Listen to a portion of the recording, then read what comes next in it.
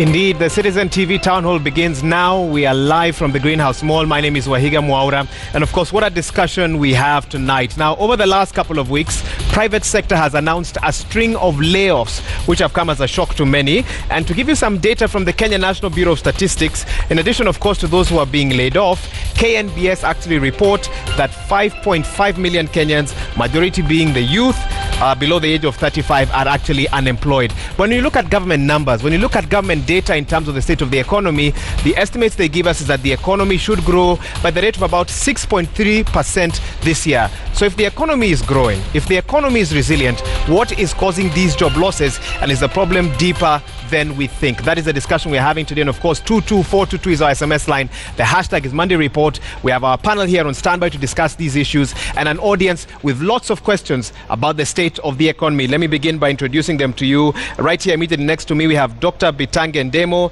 He's a lecturer at the University of Nairobi. He was also the chair of the blockchain task force that recently handed their report over to government, I believe. Daktari, welcome to the program. Thank you for joining us here today. We also have Grace Kanyiri, Head of Legal and Industrial Relations at the Federation of Kenya Employees. Welcome to the program. Thank you. Indeed. We also have Dr. Alex Awiti, Vice Provost and the Interim Dean of the Graduate School of Media and Communications at the Aga Khan University. Daktari, welcome. Thank you. And last but not least, Mushai Kunyiha, the Vice Chair of the Kenya Association of Manufacturers. Welcome to the program as well. All right. Let me immediately begin with you. And of course, to our audience, Karibu sana, welcome, and I'll be coming to you shortly to get some feedback from you. But Dr. Ndemo, let's start with you. Simple question. What is really going on?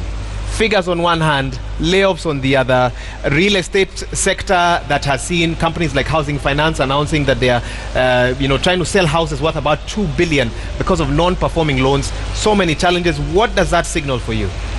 There's so many things that are going on, and I think the rain started beating us longer than we are talking about this now. If you look at a few years back, all the shoes that we wore in Kenya was manufactured in Limuru by Bata Shoes, until we began to import mitumba, and we moved from mitumba to importing a lot of it from Asian countries. Even jembe used to be manufactured in this country. We are now importing the jembes. We have discarded manufacturing, and that's why the contribution of manufacturing to GDP dropped. You're sitting on the same panel with the Vice Chair of the Kenya Association of Manufacturers, yes. And you say we have discarded manufacturing. We've messed up with manufacturing. Okay. Even as we spend so much money in building some of the major infrastructure in this country, we imported cement. And by seeing cement companies dying here, it's not a surprise. It was going to happen in the sense that the cement that we are manufacturing is not being used by Kenyans. Okay. There are solutions to that, which we can talk later. But we have made several mistakes, and some things should have been corrected much earlier. So those who blame the current government, are they right in doing so, or would you say this has been an issue of successive government? Yes, what happens is that if you find people are importing things, you actually put duty on those things and encourage or give incentives to machinery, which would lead to creating jobs. Although we did give machinery, some people who we've talked to get a zero-rated machinery to manufacture locally here is like a favor from those who are. So the issue of corruption has played some role towards the problems that we have. Okay, fair enough. And I'll come back to you to get more. I was going to go in order, but I want to jump straight to Mushai because he's touched on something that you're in charge of, Vice Chair, Kenya Association of Manufacturers. He says we've done injustice to the manufacturing sector. Things aren't working as they should. Do you agree with him from where you sit? Yeah, I think partially that is true. In manufacturing, what we are really losing, we are calling competitiveness. And we're now part of a global economy. And that's the way it is. We are signatories to WTO and the East African Community.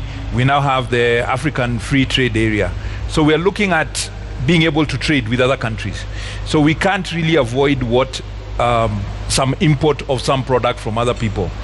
But what will be our real challenge is how competitive are we?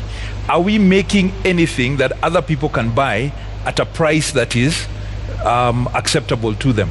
And what we've been losing here, slowly, sometimes we call it death by 1,000 cuts. You're just losing competitiveness on different angles. If I give some examples, power cost. For a long time, we've been talking about the power cost has been rising. We are now the highest, I think, in East Africa. If you take, we usually use Ethiopia as an example. I think they average 5 cents. That is subsidized, so maybe it's not the full price, but we are at 18. So power cost is difficult. You take infrastructure and logistics. We've sorted out a few things in the port. We now have SGR, which has created its own problems as well, and we have our infrastructure outside. We have county fees. We have labor law now and labor relations. So as you add up all these things, you just become less and less competitive, so that the shoes you're making here have to account for all these costs, and you are now no longer able to make shoes at a price that competes with, say, somebody in China, India, or Ethiopia. So what we really need to look at is the whole picture of how easy are we making it for manufacturers to be able to establish and run their businesses. We've had a couple of wins with government, but I think more needs to be done. And especially if we look at, I suppose this is your subject, if we look at the youth that are coming in, yes, represented here, yes, the numbers are big. And so about 50,000 graduates getting into the job market every year on average. The graduates are even a little bit better. There are people under, well, primary school. This year we've tried to transition everybody, but we've had people who left primary school, people who left high school, and they also need jobs. And yet, on the other hand, we look at our potential, because I think as manufacturers, one of the things we look at, what is the potential that we have? And the frustration, and sometimes we're accused of bickering too much. But what we're saying is that look at this potential. We could do so much more, but we are kind of constrained sometimes by policy and regulations that we are putting in place. Okay, very interesting. Hopefully we'll find the answers to why we are not achieving that potential. Dr. Awiti, thank you also for joining us on the program today. But it's not just about competitiveness or corruption that is, leading to job losses. We know that several banks have announced a series of layoffs, and some of them are citing digitization. When you hear statements like that, what does that tell you about the sort of curriculum that institutions of teaching need to be exposing their students to, if the jobs that are available right now might not be available in the next 5 to 10 years? What makes you so I think that's it's a very complex question, and I think we need to take a much broader perspective to begin to understand what's happening in the workplace, and on the one hand, and what the school curriculum presents. What is interesting is this question of why is growth not being trended by jobs? You give the example of growth at about 6.3, 6.5% GDP in 2018. The rate of job growth was just 3%. So the question is, why is that gap there? We are growing at 6.3%, we're creating jobs about 3%. When you look at the job numbers that we claim we create in this economy, you're talking about over 860,000 jobs created in the economy. Now, 90% of those jobs are in the informal sector. So we're telling young people, like the one sitting in front of me here, is that bring your own job. Okay? So we're telling them that they need to learn how to be entrepreneurs, they need to learn how to do business.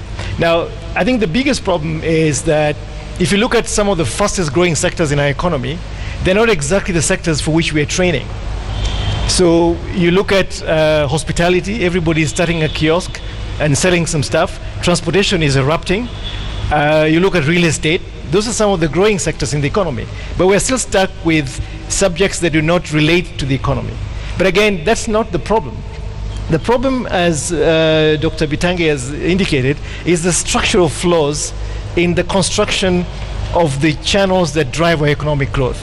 We're in a deindustrialization spate for over 25, 30 years, where Africa's industrial output has declined since the 70s.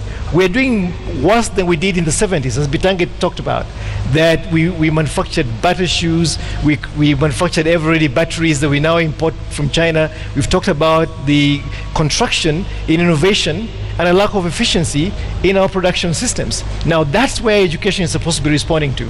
How is the education working in tandem with government policies that begin to reorganize the economy? The president has done a great job in conceptualizing the Big Four. We haven't done justice to those aspirations by rigging the economy to start to respond to those Big Four around agriculture, which then drives a huge part of the food security, but also creates the jobs that we need. Industry, industrialization, and manufacturing, we haven't put the infrastructure to do that. Health is a huge public sector spending, but where are the health technologies? We're not training them. If you look at the deficit that we have in health technology alone, it is staggering. We talk about housing. Where are we creating the new incentives around constructing and creating building materials that can create affordable housing? That's the innovation that we're talking about, and that's where universities should start to talk with industry, and the government should provide the right incentive signals for the economy to move in that direction. Okay. So it's not just the universities, it's everyone else. It's an ecosystem. And we're not here to blame just the government. As Bitangi said, there's a path dependence to where we are today. These problems started with Jomo Kenyatta, were basically exacerbated during Moi's time, and then the eruption of the informal sector, which has not been attended to by the right incentives, and that's where we are today. So these young people are a challenge of policies that are possibly 50 years old. Absolutely. And we're trying to deal with them right now. And we can't, in the way that we're doing this knee-jerk reaction type of operation. Knee-jerk reaction is how I put it, Dr. Wichi. I'll come back to you to get more grace. Let me bring you in from the position of the Federation of Kenyan Employers. How do you see the difficult economic times that even companies are experiencing vis-a-vis World Bank reports that talk about ease of doing business is getting better and better in Kenya? Isn't that a contradiction? I would not say it's a contradiction. I think we are living in the same space, but under very different faces, so to speak. The Kenyan Mwananchi and the youth, many of whom are here, the kind of skill they have, the kind of training they may have, may not meet the needs of the market. So what do we do? I had my colleague here talking about the growth, the GDP, that there has been growth, and indeed it has been reported there is growth. But what growth are we talking about? What were the factors that led to that growth in the GDP? Most of it was government initiated. So we have a lot of growth in infrastructure. We have a lot of growth in, as you saw, the SGR, which cost us a lot of money. And therefore, it is a reported growth. But does that growth create employment for the youth? Does that growth touch on the areas which are labor intensive? It doesn't. And so we see that there is growth and there's a report of growth, and that report is correct.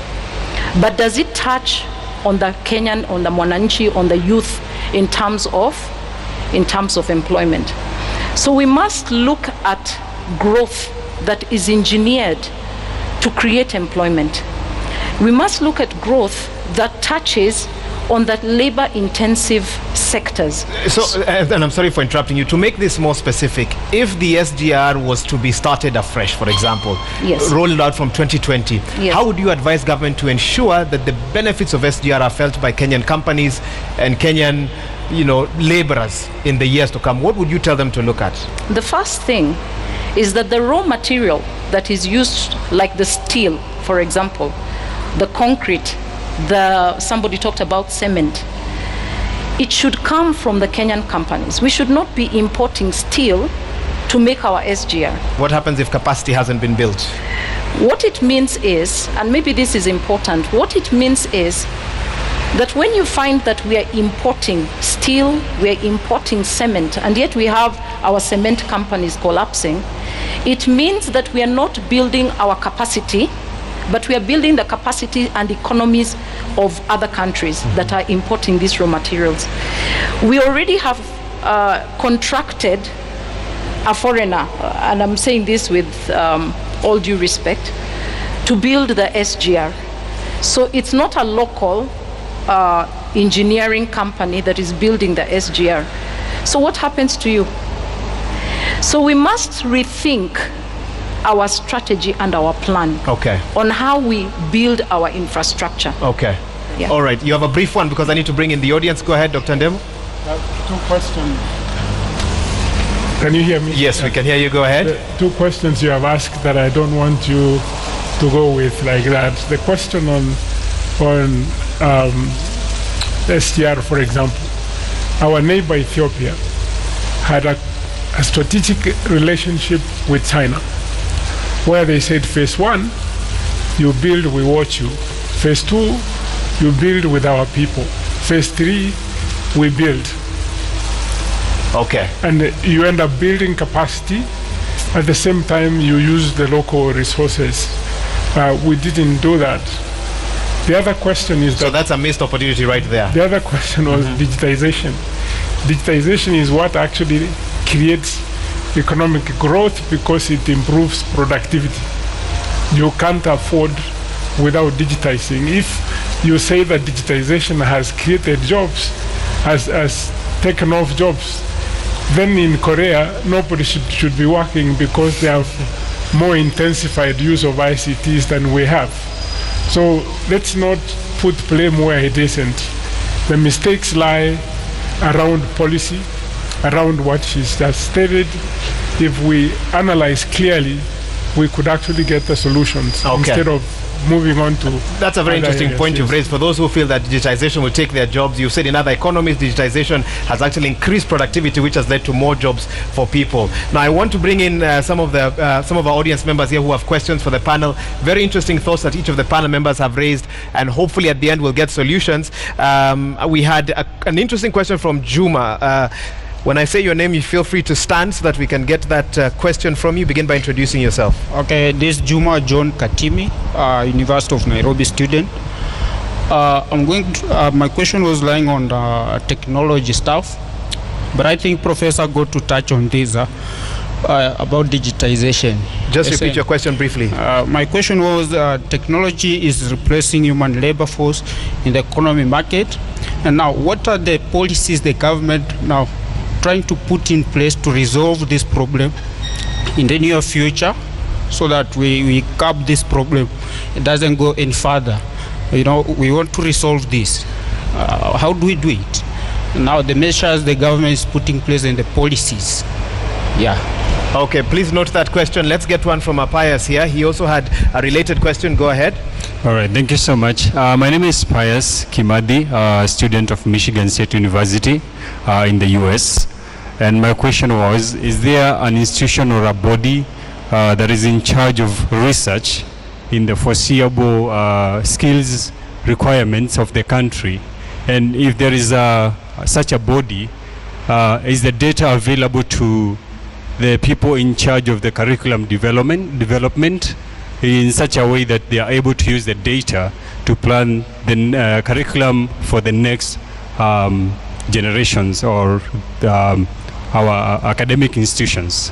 Okay, thank you. And let's get one last one here from Alphonse, who had us on a slightly different tangent but still relevant to our discussion today. Yeah, mine is definitely there will be job losses every cycle. So we expect, and that's why the Law in Employment Act foresees that, and people will be declared redundant every often. So I think this will go to grace. Employment Act 40, I think G, it foresees a situation where when employees are being laid off, they're supposed to be cushioned because actually they have many dependents and they're the normal Kenyans.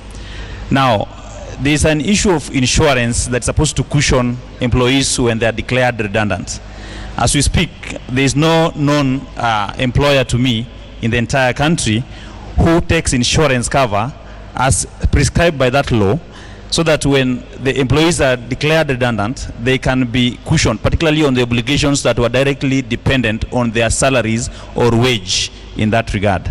So I think that's what I really needed to get. How are we going about it? Because it's the role of the employer to actually do that.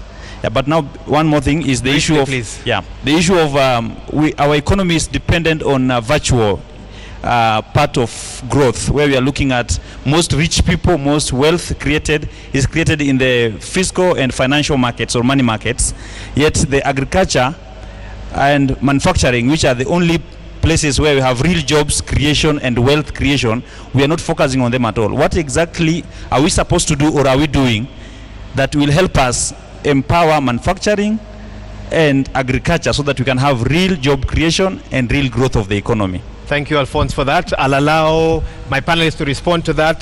Dr. Ndemo, I think before you got the first question, you can respond. I think these two questions are related in the sense that you are talking about the future of work.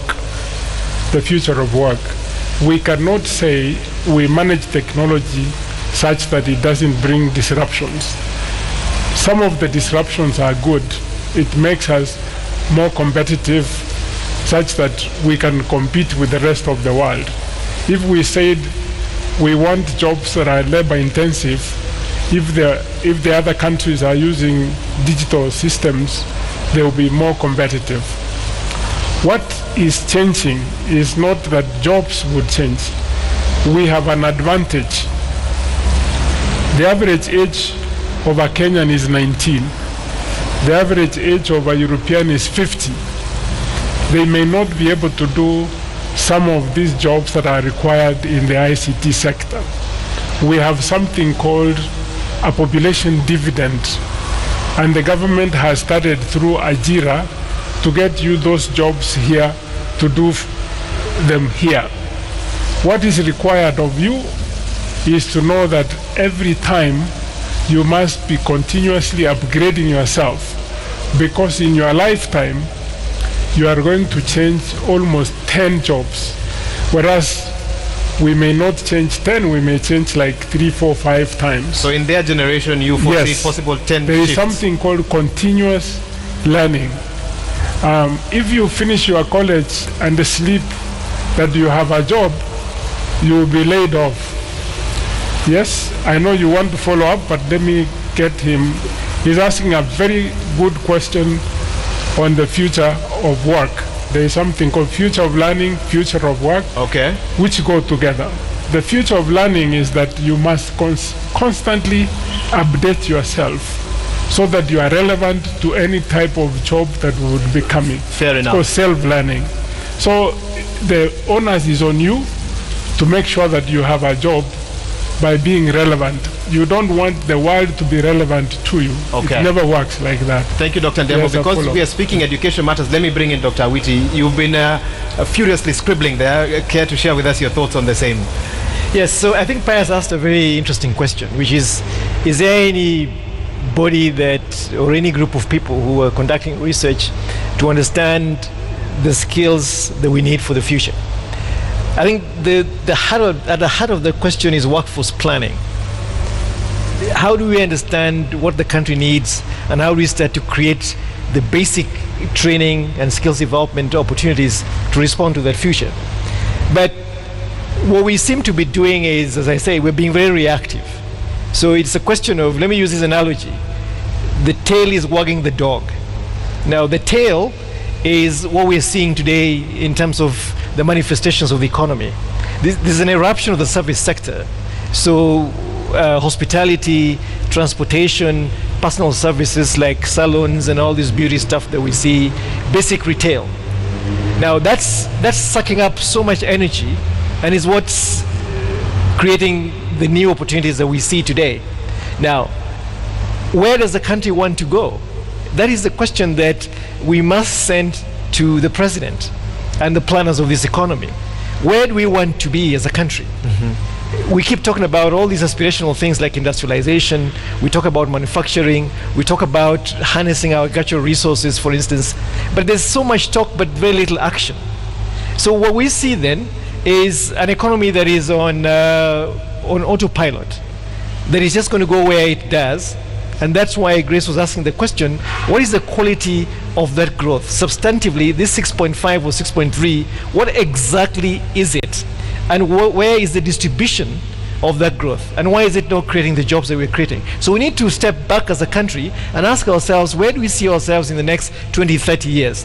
What skills do we need for that future? And create the incentives through fiscal and planning processes to then start creating the human capital that will drive us to that future, rather than responding every day to matatus, to border borders, and everybody else who's doing all these little things, bringing their own jobs in the economy, and subverting the critical planning that we need to be competitive in a globalized economy. Dr. Witi, allow me to ask you this, and in one sentence you can give me a response. Yes. Beyond factors that Kenya cannot control, global competition, etc., yes, how much do you blame the current state of our economy on corruption, on wastefulness, and on poor planning? I think 95%. So digitization takes 5%. Absolutely. Digitization doesn't even take any of the blames, because digitization, as Bitange said, is creating new opportunities for us to respond to. It is spawning the jobs of the future. And how are we retooling, or how are we skilling the current generation? These guys haven't started working to respond to that economy. How are we retooling people like you and I who are already in employment to basically harness and leverage the efficiency? And that dividend is going to create a huge multiplier effect that will create multiple jobs in the economy. Okay. So 95% of our problem is poor planning, corruption. 5% is the headwinds of the globalized economy that we are facing. Okay. So we are the problem. We are the problem. Yes. Okay. Mushai and Grace, I'll come to you shortly, even as we take a quick break, which is what we want to do right now. Of course, you're watching the Monday Report. We're live from the Greenhouse Mall. 22422 is the SMS line. The hashtag is Monday Report. I'll be reading your feedback and getting many more questions. When we return, we'll be right back.